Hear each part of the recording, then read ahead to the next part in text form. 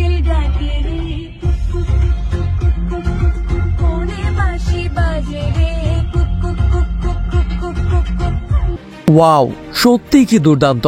এবার হঠাৎই লাইভে এসে দুষ্টু কোকিল গান গাইল তুফান সিনেমার নায়িকা মিমি চক্রবর্তী। প্রিয় দর্শক, 1 জুলাই রাতে হঠাৎই মিমি চক্রবর্তী তার ভেরিফাইড ইনস্টাগ্রাম অ্যাকাউন্ট থেকে লাইভে এসে তুফান সিনেমার ফেমাস ভাইরাল সং দুষ্টু কোকিল গানের ঠোঁট মিলিয়ে গানটি গাইতে থাকেন।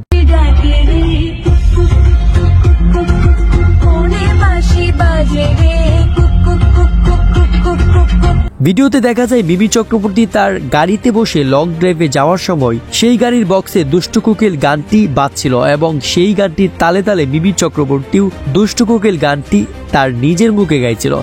ভিডিওটি দেখে পাপারাজি নেটিজেনরা তো বেজায় খুশি এবং সকলেই করছে মিমি চক্রবর্তীর প্রশংসা।